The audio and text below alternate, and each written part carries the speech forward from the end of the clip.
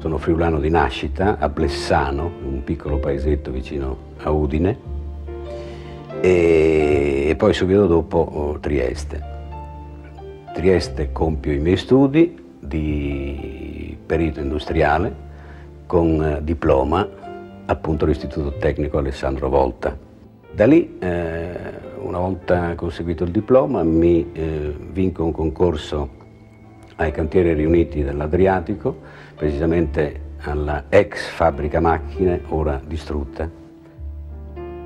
Dopodiché la sera frequento un corso di recitazione al Teatro Stabile di Trieste, allora si chiamava Teatro Nuovo, un'ex palestra americana. Frequentavo i corsi per poter parlare meglio, per esprimermi in una dizione perfetta. Mi sperimento partecipando ad alcune realizzazioni dello Stabile di Trieste, continuando sempre a fare il mio mestiere di perito industriale, e dopodiché l'incontro con Luigi Squarzina, che addirittura mi invita allo Stabile di Genova per iniziare una carriera da professionista autentico, vero. Quindi sono costretto a chiedere un'aspettativa ai cantieri e me ne parto da questa città. Dopodiché in una recita a Roma si stava facendo il Giulio Cesare, io facevo Cassio, mi ricordo, ci fu l'incontro con gli italiani, vennero nel mio camerino e mi dissero se potevo fare una prova, un provino con loro per un film che loro stavano pensando di fare. Il giorno dopo mi presentai, feci un provino parlando tranquillamente con loro e mi diedero un copione senza dirmi che personaggio era. E io naturalmente guardai tutte le piccole parti perché mai più pensavo che loro avessero in testa di farmi fare il protagonista, che allora era padre padrone.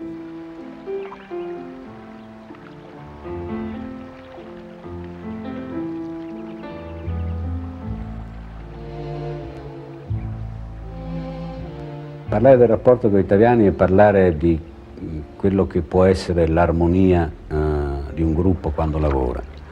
Cioè c'è un modo di lavorare senza angoscia, senza problemi interpretativi. Perché? Perché tutto viene analizzato, tutto viene studiato, tutto viene preparato prima. Posso dire che sono stati i miei maestri, nel senso che mi hanno insegnato come si sta davanti, come ci si comporta davanti alla camera da presa, questo sì. Oddio, mi gira la testa. Mi gira la testa. Non ci siete più abituato, babbo. Cosa significa essere attore? Non lo so, per me è ancora un gioco. Fin tanto che è un gioco, credo che posso continuarla a fare perché voglio dire, è fatica fare questo mestiere, fatica perché sei sempre dentro, non molli mai, non stacchi mai, non è che fai le 8 ore e poi stacchi, continui a ripensarci, quindi e allora se non hai la passione, se ti manca questa passione, uno non lo deve fare perché credo sia impossibile farlo.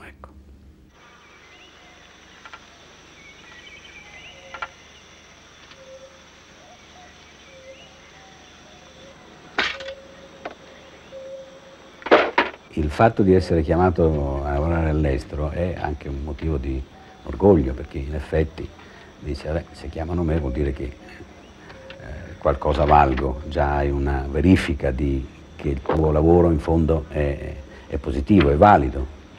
E cominci a lavorare come ho lavorato io, ho lavorato con Angelopoulos, prendendo un Leone d'Oro con il film Megalessandros. Con Carlo Saura ho fatto un film come protagonista che si chiama El Dorado, che è la storia di Lope de Aguirre, che abbiamo girato in Costa Rica. ¡Dejen las armas!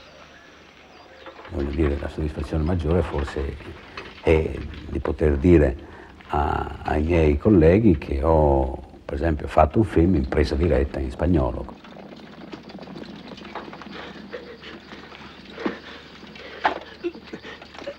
¿Quién te ha mandado? ¿Quién te ha mandado? Nadie. Habla. ¿Quién te ha mandado? Salvaré la vida si os lo digo. Vete. Pero Aguirre, ha tratado de asesinarte. Yo siempre cumplo mis promesas. Ha salvato esta vez la vida.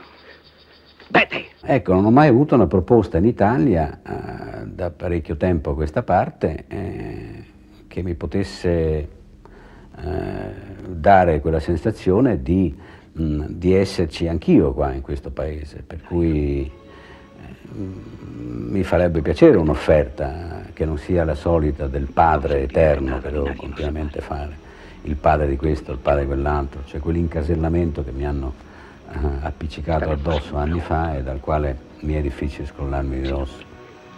Sì, padre. Il massimo per noi, per me, per chi la pensa come me, è quella di riuscire a fare un film che parli dell'uomo e che nello stesso tempo diventi commerciale. Cosa che alle volte succede, raramente, però succede. E quella è la mia meta. Fermo. È denaro mio, puoi prenderlo. Puoi prenderlo e andartene, non dirò niente. Tu a me la carità non la fai, capito? Fare l'attore significa apparire, esporsi, mettersi a nudo, gioire, essere saltimbanco, pagliaccio, essere tutte queste cose, ma soprattutto, e specialmente oggi, quello che è importante, io lo sento perché sono in contatto con i giovani, è apparire. Ecco, e io rispetto a questo tipo di attore che la pensa così sono un po' anomalo, questo sì, perché al contrario mi piace nascondermi. La cosa invece più inquietante è andare alla scoperta del personaggio, quello che c'è dentro.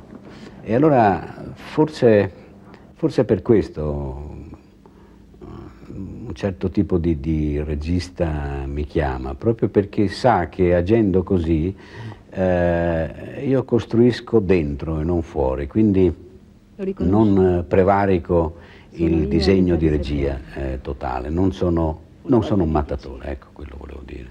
Ti piaceva la mia giovinezza e non sopportavi il pensiero di vederla sfiorire. Per questo te ne sei andato. Il fatto è che ormai non faccio altro che ammassare rovine. È difficile questo mestiere proprio per questo, perché si è quasi sempre ed esclusivamente soli.